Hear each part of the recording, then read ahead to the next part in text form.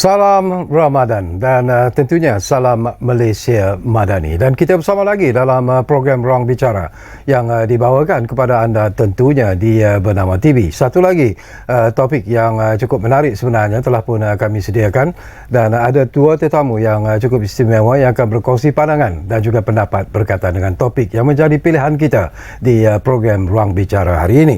Baiklah, topik yang telah pun kita pilih hari ini di Ruang Bicara ialah KEB ataupun Kongres Ekonomi Bumiputera 2024, Ruang dan Peluang Baharu Orang Asli. Ini sesuatu yang cukup menarik sebenarnya. Baiklah, izinkan saya seperti biasalah memperkenalkan dulu tetamu-tetamu yang sudah pun berada bersama saya di studio Ruang Bicara ini, dan tentunya lah kita ingin mengucapkan jutaan terima kasih dan juga mengucapkan selamat datang semula kepada yang berbahagia Datuk Muhammad Olian Abdullah, iaitu Ketua Pegawai Eksekutif di Pahang Orang Asli Corporation Pahang ataupun ORACO. Jadi Datuk, apa khabar? Alhamdulillah. Berapa lama kita tidak bersama tu? Oh, lama dah. Lama 9 tahun kot. Wow. 2015. Oh, aduh. Tapi Datuk masih kelihatan muda sebenarnya. Alhamdulillah. Syukur. Dan kita ada seorang lagi tetamu yang juga agak lama lah tidak bersama kita. Jadi selamat datang semula kepada yang berbahagia Profesor Madya Dr. Muhammad Roslan Rosnon, yang merupakan timbalan pengarah di Pusat Penyelidikan Penuaan Malaysia di Universiti Putra Malaysia. Jadi Prof, apa khabar? Alhamdulillah, sihat. Sihat, Kami ya? sihat. Sehat. Ya. Saya suka rambut Prof yang baru. Okey. Okey, ini macam saya katakanlah merupakan satu topik yang penting sebenarnya untuk kita sembang-sembang bersama dengan dua tetamu di studio. Tetapi saya percaya kalau anda juga ingin berkongsi pandangan dan juga pendapat berkaitan dengan topik ini, seperti biasalah gunakanlah talian yang kami sediakan kepada anda, iaitu di 03 26 97 97 68. Baiklah, barangkali penting jugalah Datuk, kita mulakan dulu bersama dengan Datuk lah. Saya tertarik hati sebenarnya tentang kewujudan ORACO ini sendiri, tapi ramai juga di luar sana yang mungkin ingin mengetahui peran, fungsi dan juga peranan yang dimainkan oleh ORACO ini sendiri, Tok. Okay. Pertamanya saya Assalamualaikum warahmatullahi wabarakatuh dan selamat berpuasa. Ya. Untuk makluman semua, termasuk Encik Syarkawi, Ya. Di negeri Pahang ni, Kerajaan Negeri Pahang, khususnya di bawah kepimpinan Yang Amat Berhormat Menteri Besar Pahang Datuk Seri Wan Rosli bin Wan Ismail, Ya. memang sangat mengambil berat, khususnya dari segi kebajikan dan juga pembangunan masyarakat orang asli. Pada peringkat awalnya sebenarnya Kerajaan Negeri berhasrat untuk mewujudkan satu yang dipanggil Perbadanan Kemajuan Orang Asli. Okay. Ya, bila kita nak wujudkan perbadanan ni, bermaknanya kita kena bawa hasrat tu dan penubuhan itu mestilah melalui enactment negeri yang perlu dibawa ke Dewan Undangan Negeri. Tetapi apabila kita semak dan juga dapatkan nasihat daripada Jabatan Peguam Negara bahawasanya kerajaan negeri tidak ada kuasa, tidak ada kuasa perundangan untuk mewujudkan perbadanan ataupun entiti yang berkait dengan nak jaga kebajikan ataupun kemajuan orang asli. So dalam hal itu Yang Amat Berhormat MB kata, Olian, saya tak kira lah, kata awak carilah jalan macam mana, bagaimana kita nak bangunkan orang kita ni. Dia selalu panggil orang kita. Bagaimana kita nak bangunkan orang kita ni? You must find a way how to do satu entiti. So fikir masa tu dengan Yang Berhormat Setiausaha Kerajaan Negeri Datuk Dr. Seri Salihuddin Ishak. Kita fikir dia kata, dia ginilah, kita wujudkan satu GLC. Ya. Jadi inilah yang wujudnya Pahang Orang Asli Corporation ni. Pahang Orang Asli Corporation ni didaftarkan di bawah SSM yang dimiliki sepenuhnya oleh kerajaan negeri. Dan saya fikir di kalangan lembaga pengarahnya tu top ranking negeri Pahang lah, kerana chairmannya MB sendiri. MB sendiri. Timbalan pengusinya Exco Pembangunan Luar Bandar. Lepas tu Setiausaha Kerajaan Negeri.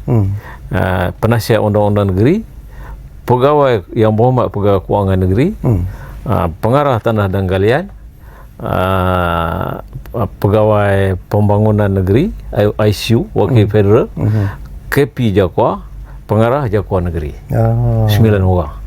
Jadi dari segi board itu agak memang Hebat lah, powerful lah. Betul. Dan antara tugas yang diwujudkan dan nak wujud ni melalui kelulusan Majlis Mesyuarat Kerajaan.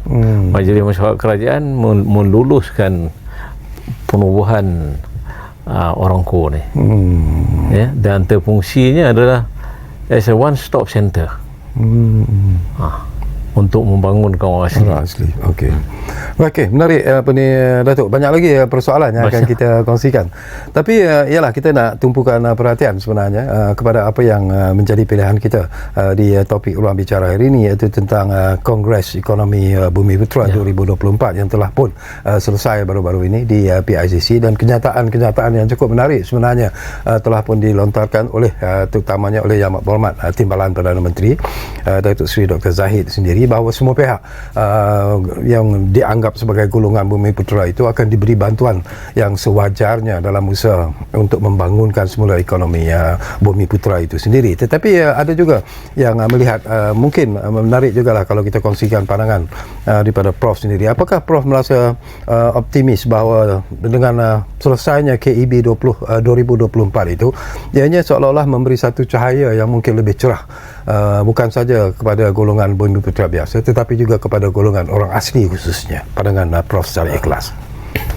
Assalamualaikum warahmatullahi wabarakatuh. Salam madani dan selamat berpuasa kepada semua. So saya kira dalam Kongres Ekonomi Bumiputera 2024, ya memang betul saya optimis dengan hala tuju seterusnya apa yang akan dilaksanakan. Sebab kalau kita lihat melalui pembentangan dalam kongres tersebut, banyak hala tuju yang dibentangkan bagi merencana tentang kehidupan masyarakat orang asli khususnya. Sebab di dalam kongres itu ada 6 hala tuju yang diberikan penekanan ketika pembentangan tersebut. Pertamanya tentang pengurusan tanah, yang keduanya tentang pemerkasaan ekonomi orang asli, kemudian pengukuhan pembangunan modal insan, kemudian tentang perundangan yang berkaitan tentang Akta 134 itu, kemudian tentang pemeliharaan adat budaya, dan akhir sekali tentang pemantapan budaya. Jadi ini 6 perkara yang menjadi rumusan atas engagement yang telah dibuat untuk mencari hala tuju baharu di dalam membangunkan masyarakat orang asli. Cuma hari ini adalah ia perlu digerakkan. Itu isunya. Adakah kita ingin merealisasikan ataupun tidak? Jadi banyak stakeholder sebenarnya dipertanggungjawabkan untuk melaksanakan apa yang telah digariskan di dalam hala tuju kongres ini, supaya matlamat asasnya untuk apa yang ingin dicapai itu benar-benar terlaksana di dalam apa yang telah digariskan.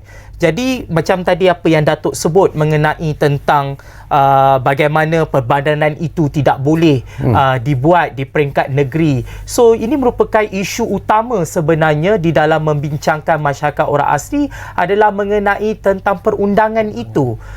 Jika kita lihat dalam Akta 134 itu, sejarahnya dibuat adalah berikutan tentang kita memberi fokus kepada keselamatan masyarakat orang asli pada zaman komunis ketika itu, tetapi hari ini mungkin ia tidak lagi relevan. Ia mungkin perlu disemak semula dan dilihat supaya isu yang berkaitan pembangunan yang berkaitan masyarakat orang asli ini tidak diletakkan semata-mata di peringkat federal, tetapi ia perlu diberikan tanggungjawab itu secara bersama. Sebab itu kita perlu kembali kepada perundangan dari segi pindaan perlembagaan persekutuan, bila mana hari ini masyarakat orang asli diletakkan dalam senarai pertama, iaitu di bawah peruntukan persekutuan. Tetapi jika kita letak dalam senarai ketiga, maka persekutuan dan kerajaan negeri sebenarnya boleh bersama-sama untuk menjaga kebajikan dan pembangunan masyarakat orang asli. So tanggungjawab ini adalah penting. Sebab ini adalah asas, saya kira, di dalam perubahan dan juga ruang baru yang boleh dilaksanakan bagi membangunkan masyarakat orang asli. Jika perkara asas ini tidak kita selesaikan, agak sukar sedikit untuk kita melaksanakan perkara-perkara lain. Sebagai contohnya, isu yang kedua adalah isu tanah. Sebab semua sedia maklum bahawa isu tanah yang berkaitan masyarakat orang asli adalah di bawah negeri, bukan di bawah persekutuan. Jadi agak sukar. Sebab itu isu tanah ini tidak selesai sehingga ke hari ini, walaupun ada beberapa inisiatif yang telah dilaksanakan seperti pengukuran tanah dan sebagainya, membuat pemetaan, perkara ini giat dilakukan. Namun isu pemilikan ini tidak secara menyeluruh, sebab ia bergantung kepada jika ada kerajaan negeri yang ingin memberikan hak itu kepada masyarakat orang asli, dan ia akan selesai. Tetapi namun ada kerajaan negeri yang masih lagi menganggap bahawa masyarakat orang asli itu masih menduduki tanah rizab di bawah state. Jadi ini agak sukar untuk dilaksanakan. Sebab itu saya merasakan bahawa inilah ruang bila mana perkara ini telah dibangkitkan di dalam Kongres, dan ini ruang sebenarnya untuk kita memberikan satu gerakan pindaan perlembagaan supaya ia memberikan satu harapan baru kepada masyarakat orang asli. Okey, menarik apa yang disebut oleh Profesor Madia, Dr. Muhammad Roslan. Tapi mungkin saya percaya Datuk Muhammad Roslan sendiri ada pandangan berkaitan dengan apa yang disebut. Saya nak petik daripada apa yang disebut oleh Prof Madia tadi, iaitu pemerkasaan ekonomi orang asli itu harus diberi perhatian yang serius dan juga diberi keutamaan, dan inilah antara perkara yang dibangkitkan dan dicapai dalam Kongres Ekonomi Bumi Putera 2024. Jadi daripada apa yang disebut oleh Prof itu sendiri, apakah Datuk Muhammad Roslan merasakan itulah antara masalah yang dihadapi sebenarnya oleh orang-orang asli sendiri dalam usaha untuk membangunkan ekonomi mereka kepada satu tahap yang kita inginkan sebenarnya, Datuk? Okey. Pertamanya saya memang sangat bersetuju dengan pandangan Prof tadi. Di luar tadi pun saya ada bincang dengan dia. Dan dalam soal kita nak perkasakan aktiviti ekonomi di kalangan orang asli ni, mereka ni sangat berkait rapat dengan tanah. So tanah ni saya lihat perkara utama yang perlu kita selesaikanlah, seperti disebut tadi, adalah isu perundangan. Disebabkan orang asli ni, macam tadi saya sebut, peringkat pertamanya kerajaan negeri Pahang nak mewujudkan perbadanan, tak boleh. Sebab nak wujudkan perbadanan kena bawa ke Dewan Undangan Negeri. Betul. Begitu juga dengan hal tanah. Hal tanah, kalau kerajaan negeri nak bagi tanah kepada orang asli, bagaimana nak bagi? Mana enakmen tanah orang asli? Mana reserve tanah orang aslinya? Undang-undangnya tak ada. So benda tu perlu diwujudkan di dalam Dewan Undangan Negeri. So kuasa tu tak ada. So perkara ni kerajaan harus ambil perhatian yang serius, khususnya kerajaan persekutuan.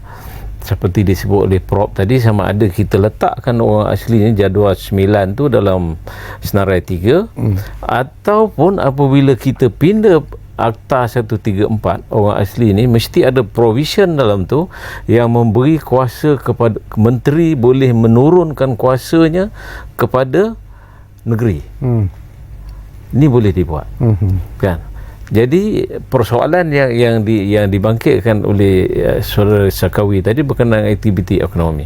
Aktiviti ekonomi mereka ni orang asli berkait dengan tanah. Kalau tanah tu tak ada garantinya kepada mereka, jadi oleh sebab itulah mereka kadang terhuyung hayang kehidupan, masuk dalam hutan dan sebagainya, cari sumber dalam hutan. Jadi dalam hutan tu tak ada apa dah yang boleh menjadi sumber pendapatan kepada mereka.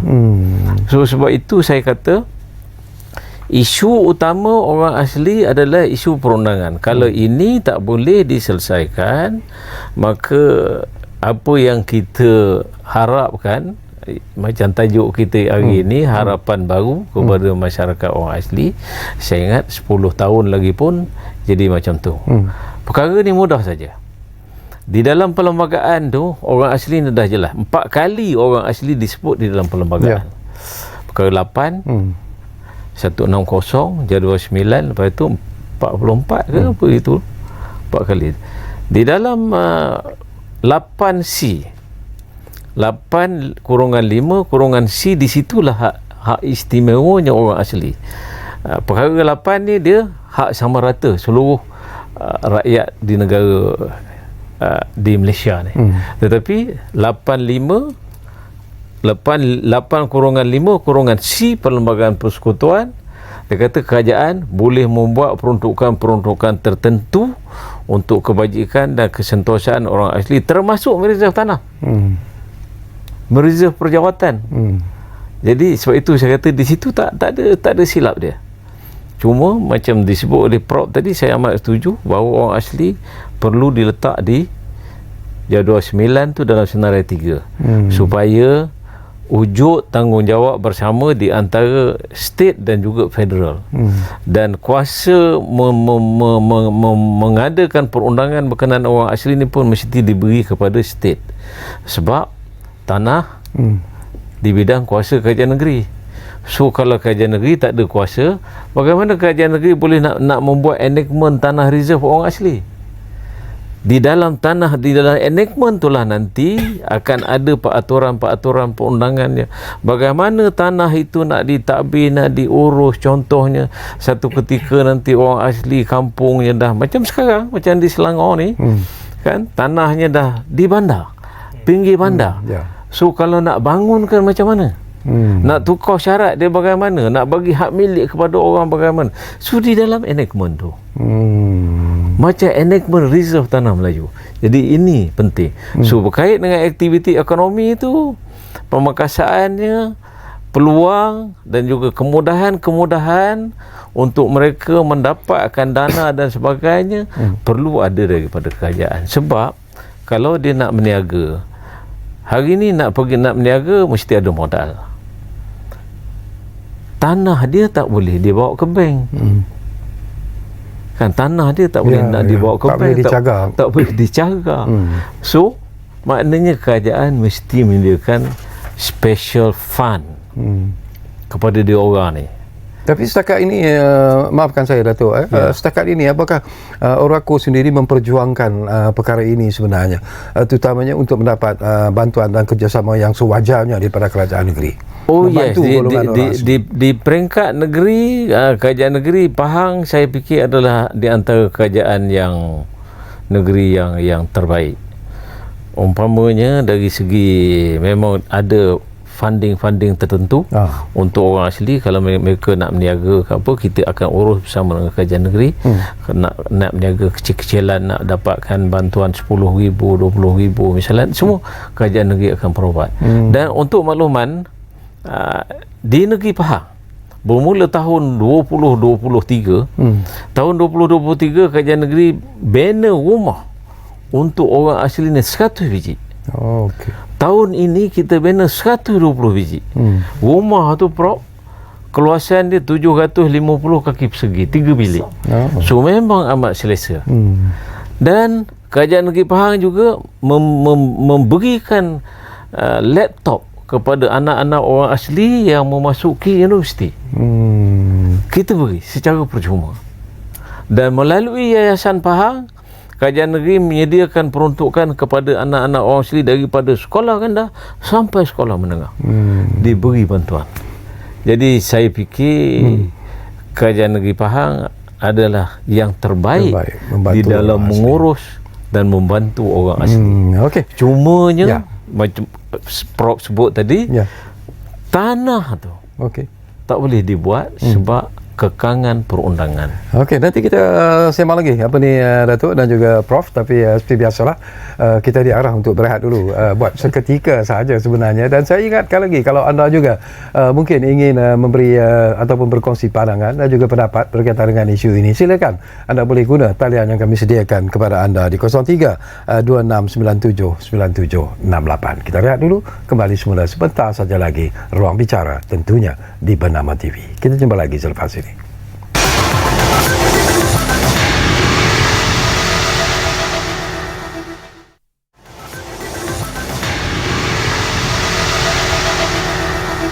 Baiklah, kita kembali semula ke Ruang Bicara ini. Masih lagi bercakap tentang topik yang saya kira cukup menarik dan penting sebenarnya, iaitu Kongres Ekonomi Bumiputera 2024, ruang dan juga peluang baru orang asli. Ini mungkin menarik Prof, ya, kalau kita lihat kepada topik yang kita pilih, ruang dan peluang baru kepada orang asli.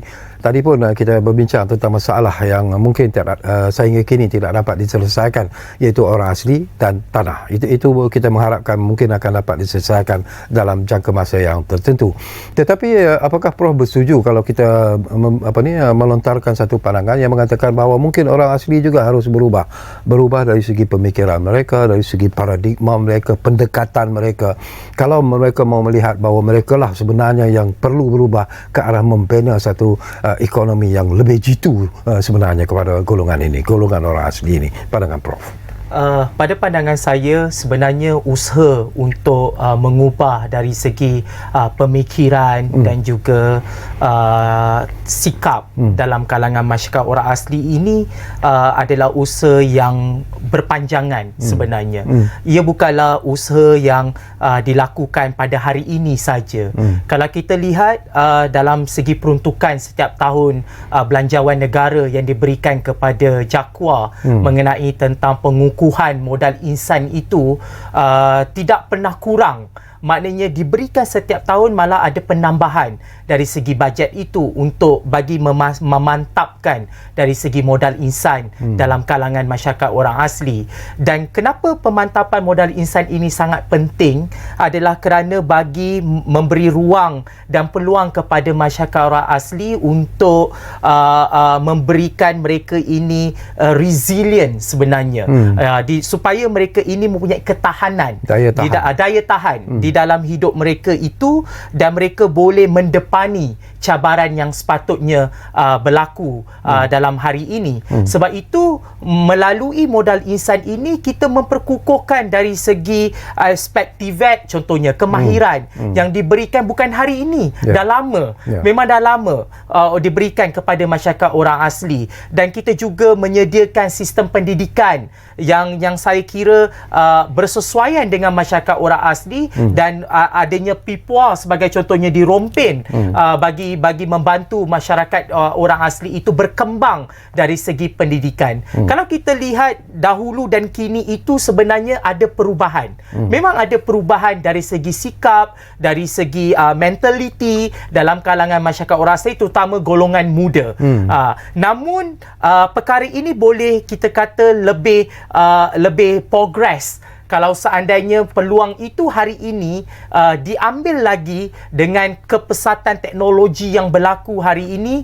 Sepatutnya masyarakat orang asli juga akan begitu laju sebenarnya untuk melihat untuk berada bersama-sama di dalam pembangunan itu. One point, Prof, apakah masanya juga sudah sampai di mana golongan orang asli juga harus memikirkan secara serius untuk mengubah cara hidup mereka yang sedia ada sekarang ini, yang mungkin itu menjadi penghalang sebenarnya untuk mereka memecah tembok ke arah mencapai kemajuan itu? Ya, dia sebenarnya bukan sahaja dari segi orang asli itu menjadi penghalang, tetapi kita kena adil di dalam menilai masyarakat orang asli itu, kerana kita juga perlu melihat dari segi akses mereka terhadap sesuatu perkara. Sedangkan kalau kalaulah mereka itu ingin mengejar tentang apa yang ada hari ini, tetapi aksesnya itu limited, adanya kengkangan, constraint yang mereka menghalang mereka untuk berkembang. So perkara ini yang perlu kita selesaikan dahulu, supaya barulah kita boleh mengatakan bahawa masyarakat orang asli memang betul-betul bersedia. Saya bagi contoh dalam satu perkara, iaitu tentang fasiliti internet sebagai contohnya. Banyak lagi di kawasan pedalaman masyarakat orang asli yang tidak mempunyai akses internet. Jadi ini merupakan kengkangan yang ada kepada masyarakat orang asli untuk mengikuti perkembangan semasa. Tetapi dari segi saya kira golongan muda tidak ada masalah sebenarnya untuk menerima tentang pembaharuan. Dalam kehidupan mereka. Cuma bagi golongan dewasa dan ke atas ini mungkin agak sukar untuk mengubah kehidupan mereka. Tetapi bagi saya itu tidak menjadi masalah jika kita menyokong kepada pembangunan yang golongan belia dan ke bawah ini untuk diberikan dari segi accessibility pendidikan yang baik, diberikan peluang dan ruang dari segi kemahiran teknikal sebagai contohnya kepada mereka, diberikan beasiswa sokongan untuk belajar di peringkat universiti. Kalau dahulu saya lihat kita ada satu beasiswa diberikan kepada pelajar orang asli cemerlang ke luar negara, dan hari ini peluang itu dah tidak ada.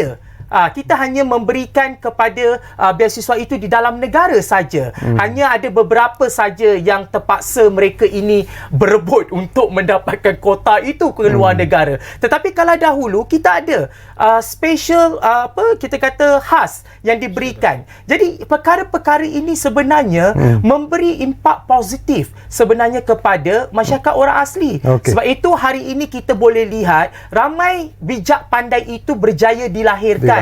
Sebab itu dalam kongres baru-baru ini saya bersetuju sebenarnya mengenai tentang kuota yang diberikan kepada anak orang asli di sekolah berasrama penuh dan juga di MRSM. Walaupun hari ini dari segi pengambilannya itu memang ada dalam kalangan masyarakat orang asli, tetapi tidak ada kota yang diberikan. Jadi bila kita meletakkan kota ini, inilah akses yang saya katakan tadi, memberi ruang kepada masyarakat orang asli untuk kita meramaikan bijak pandai ini dengan ruang yang peluang, dengan sekolah yang lebih kondusif di MRSM dan SBP, guru-guru yang cemerlang. Jadi perkara-perkara ini adalah perlu dilaksanakan. Sebab itu saya memuji Pahang ini. Kalau kita melihat sekolah berasrama penuh, Shah Pekan sebagai contohnya, Shah Pekan paling ramai menerima, sekolah menengah sains Shah Pekan ini paling ramai menerima masyarakat orang asli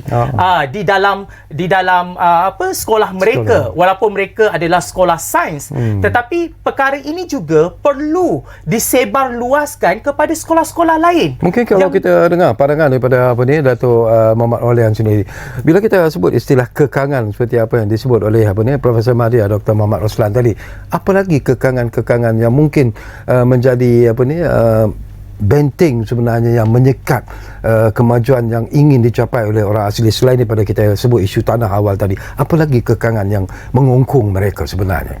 Dia isu orang asli ni banyak sebenarnya. Sebab itu saya selalu cakap dengan pihak-pihak khususnya Jabatan Orang Asli, you must fokus kepada isu utama. Contoh macam yang disebut oleh Prof tadi kan, kecapaian kepada connectivity tu, itu salah satu kan. Dan dalam masa yang sama juga nak memberikan pendedahan, nak perkasakan pendidikan kepada mereka ni, keupayaan ibu bapa tu memang sangat terhad. Terutamanya nak mengantar anak-anak pergi ke universiti dan sebagainya. Sebab itu di peringkat Kajian Negeri Pahang menyediakan beberapa peruntukan untuk mereka mengantar anak, sebab ada bantuan laptop dan sebagainya. Dan ini juga adalah berkait dengan peluang pekerjaan kepada mereka. Kan? Contohlah kalau saya sebutkan kaum Batek di Taman Negara, masyarakat orang asli di pendalaman Titum, Lenjang dan sebagainya yang agak jauh. Ini perlu diperkasakan capaian kepada internet, utamanya masa pengalaman COVID. Begitu sukar mereka untuk nak dapatkan akses kepada pendidikan, kerana tak ada cara lain nak mengubah minda masyarakat apa kaum sekalipun. Mesti kita perkasakan pendidikannya. Sebab itu kalau saudara Syakawi dan Prof mungkin ingat yang disebut keluar negara tu, itu adalah gagasan saya semasa saya menjadi senator. Bersama dengan menterinya waktu itu Yang Berhormat Datuk Seri Syafie Apdal yang jaga Kementerian Luar Bandar. Minggu pertama saya dilantik sebagai senator, dia panggil saya jumpa dia kata, Olin, apa yang kau nak buat untuk orang asli?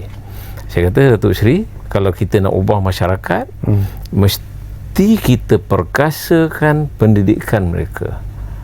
Nak perkasakan pendidikan kalangan orang asli ni, bantuannya mesti mencukupi.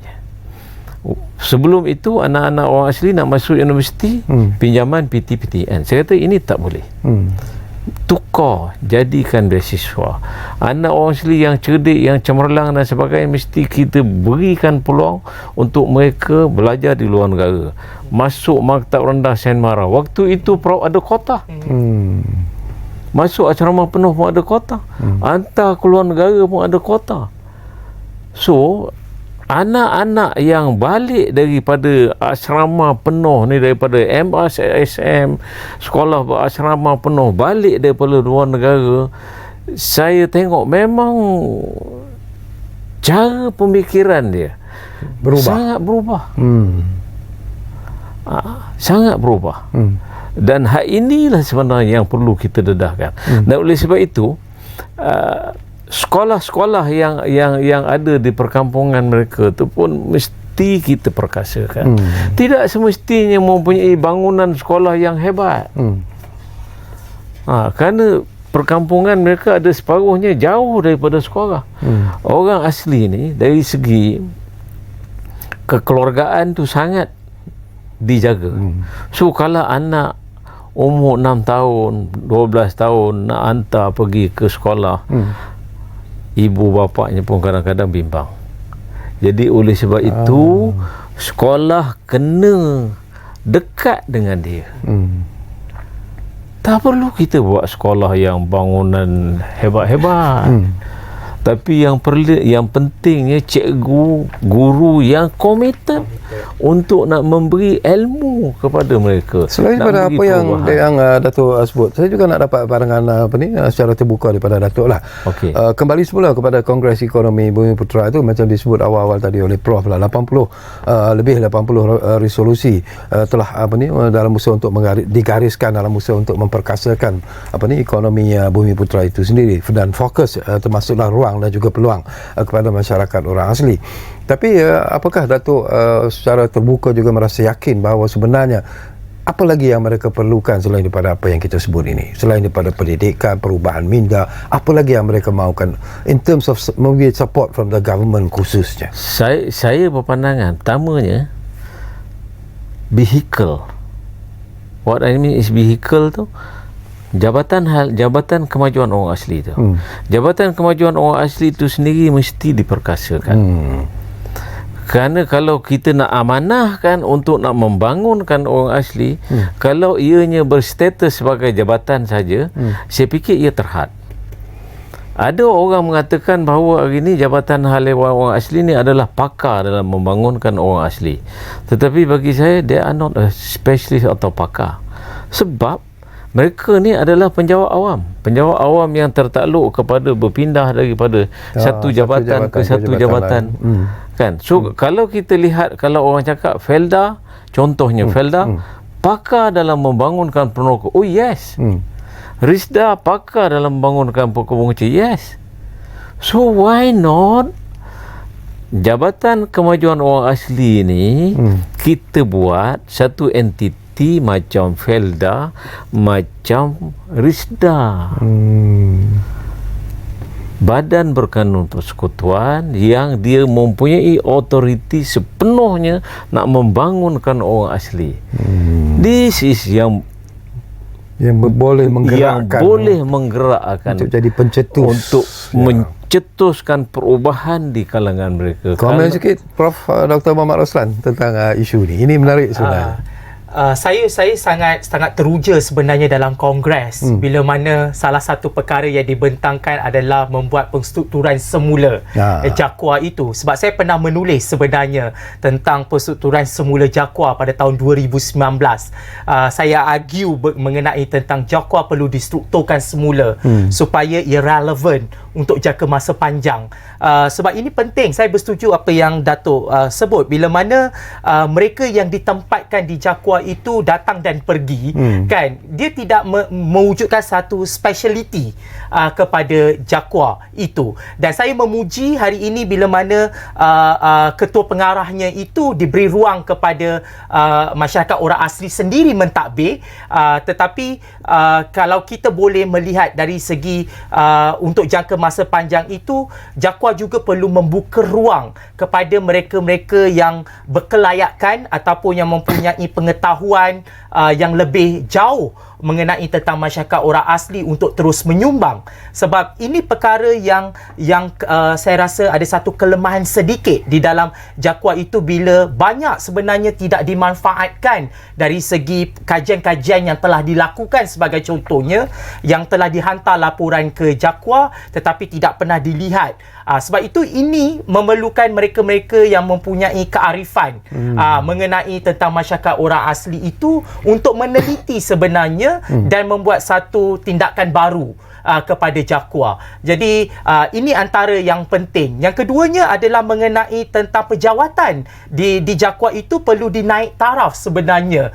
Bukan lagi bersikap macam tangkap muat Datuk di JAKWA itu mungkin ada yang bermasalah diletakkan dan sebagainya, sehingga ia tidak mengoptimumkan kefungsian JAKWA itu.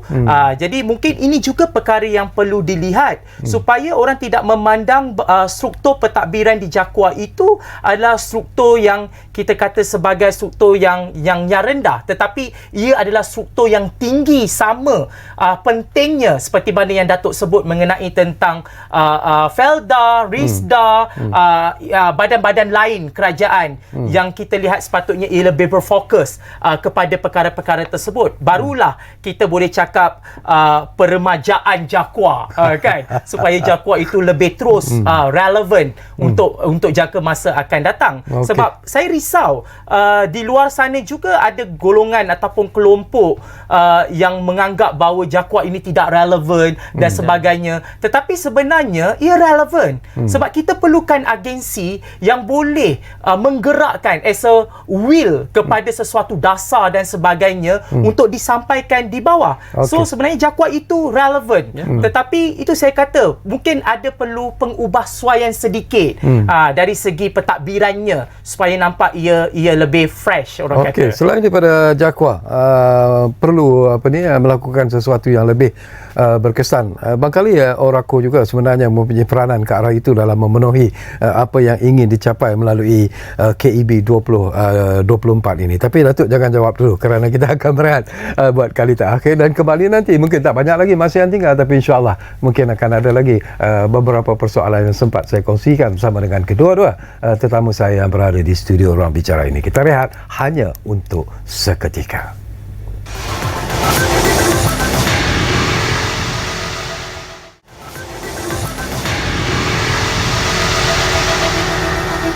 Baiklah, terima kasih banyak-banyak kalau anda masih lagi menumpukan perhatian sama kami di Ruang Bicara ini. Masih lagi bercakap tentang KEB 2024, ruang dan peluang baru orang asli, dan tentunya kita masih lagi bersama dengan yang berbahagia Datuk Muhammad Olian Abdullah, iaitu Ketua Pegawai Eksekutif di Pahang Orang Asli Corporation Sdn Bhd ataupun Orako, dan tentunya kita masih lagi bersama dengan Profesor Madya Dr. Muhammad Roslan Timbalan Pengarah Pusat Penyelidikan Penuaan Malaysia di UPM. Baik, Menarik apa yang disebut oleh Profesor Maria Dr. Muhammad Roslan tadi sebenarnya tu ya. Yalah, dia menyentuh tentang mungkin masanya sudah sampai juga kita perlu melakukan revamp ataupun melihat semula fungsi dan peranan yang dimainkan oleh Jawakua. Tetapi kalau begitulah situasi yang ada, kita juga nak tahu apa yang Oraco boleh lakukan sebenarnya untuk membantu ataupun menguatkan golongan orang asli ini supaya apa yang dicadangkan, apa yang dibangkitkan dalam KEB 2024 itu dapat dicapai sebenarnya. Okey, dari segi Oraco sebenarnya fungsi dan tanggungjawab Oraco yang pertamanya as a one stop center. Kerana kita Kerajaan Negeri tak mahu tugas ataupun tanggungjawab Oraco ni bertindih atau berlapis dengan peranan dan tanggungjawab Jawakua itu sendiri, dan kita tak mahu menjadi saingan kepada mereka. Malah yang pentingnya kita mahu wujudkan satu kerjasama yang lebih baik. Dan yang pertamanya soal di peringkat negeri ni soal tanah. So dari segi Oraco kita akan permudahkan urusan. Contohnya ada pelabur-pelabur yang nak masuk melabur tanah-tanah orang asli, nak bangunkan tanah mereka. So kita akan mudahkan proses, kita akan proseskan dari segi pemilikan dan sebagainya. So at the moment semua milik itu akan dipark dulu di bawah Pahang Orang Asli Corporation. So pemaju-pemaju akan adakan perjanjian ataupun kerjasama dengan kita untuk lebih secure, kerana mereka bawa duit, dia perlu ada jaminan. So orang asli ada keselamatannya juga, kerana akan ada perjanjian kita dengan mereka dan pelabur akan ada perjanjian dengan kita. Jadi tidaklah macam sebelum itu ada pelabur-pelabur datang masuk kampung orang asli, berjumpa dengan batin dan sebagainya, labur buat pelbagai. Jadi akhirnya kadang-kadang ada sekelompok kecil saja yang mendapat manfaat, yang lain tak dapat. Jadi ini antara peranan yang akan dimainkan oleh Pahang Orang Asli Corporation. Dan selain daripada urusan berkenaan tanah ni juga, kita akan memainkan peranan dari segi memudahkan lagi, memertabatkan lagi pendidikan orang asli.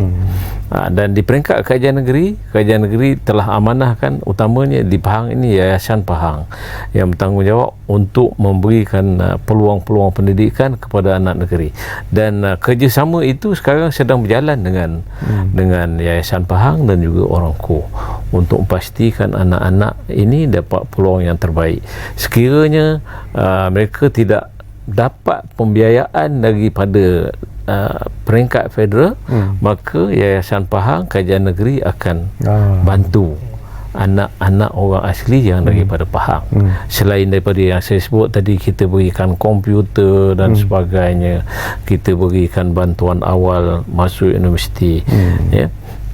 Dan itulah perkara yang akan dimainkan. Dan juga dalam masa yang sama kita juga akan berusaha untuk memastikan orang asli, khusus dari segi pemilikan tanah, tapak rumah mereka mesti ada hak milik, ladang mereka ada hak milik.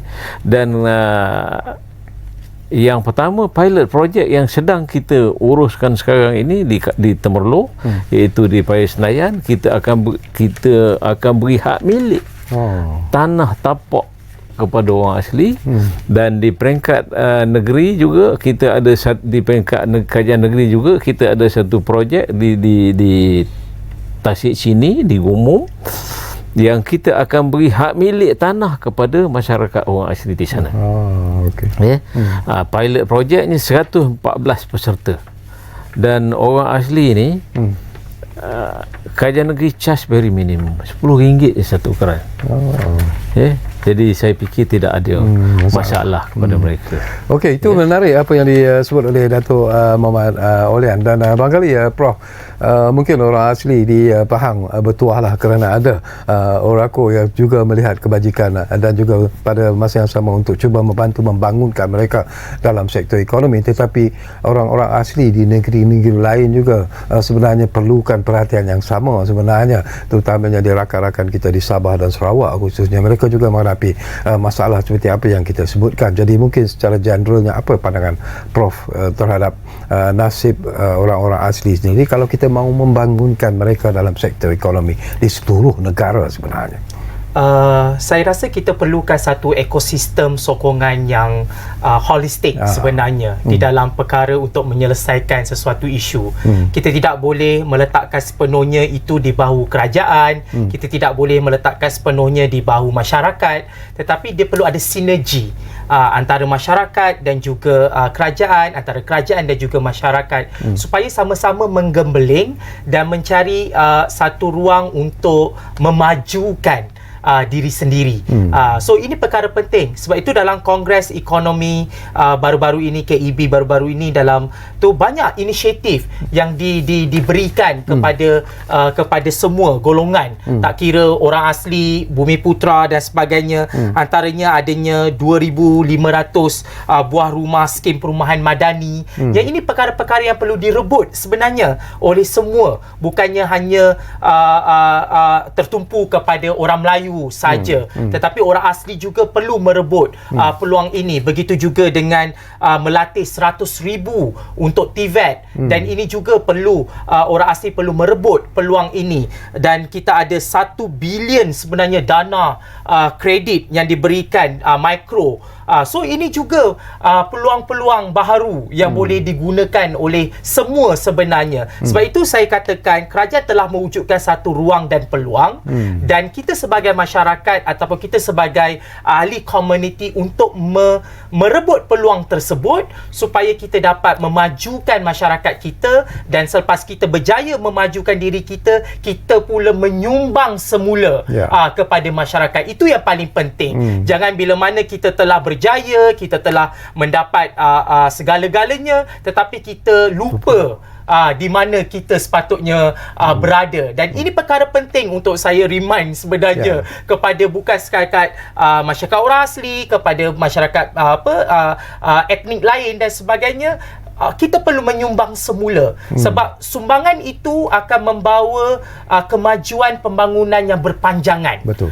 Daripada kita hanya mendapat benefit itu tetapi orang lain tidak merasakan benefit itu. Sebab itu dia perlu juga disalurkan. Sebab itu saya melihat dalam KEB kali ini adalah sebenarnya banyak peluang dan ruang yang boleh kita gunakan, sebab banyak perkara-perkara yang dibangkitkan itu adalah bagi saya, kita memang dah berpanjangan ni Datuk, bercakap soal tanah, bercakap soal akta, bercakap soal tentang pendidikan dan sebagainya. Saya kira ini dah tiba masanya lah untuk saya melihat agensi-agensi tertentu melaksanakan, merealisasikan apa yang telah digariskan supaya kita semua mendapat rahmat daripadanya. Alhamdulillah. Baik, tinggal lebih kurang 3 minit saja lagi tu. Masa mencemburui kita sebenarnya. Jadi dalam masa 3 minit lebih ini saya beri ruang dan juga peluang kepada Datuk lah. Tapi persoalannya mudah sajalah tu. How confident you are tu bahawa KEB 2024 seperti apa yang telah pun disebut, dirancang 80 resolusi sebagai agenda pemerkasaan Bumiputera itu akan dapat dicapai, khususnya terutamanya yang melibatkan golongan orang-orang asli Bumiputera sendiri tu. Okey, dia dari segi resolusi dan sebagainya itu boleh kita buat. Ya. Persoalan yang lebih pentingnya, adakah kita sebagai yang terlibat di dalam Kongres Ekonomi Bumiputera tu betul-betul mahu berubah? Kalau kita betul-betul mahu berubah, maka khususnya kepada masyarakat orang asli, kita mesti merebut peluang-peluang yang ada.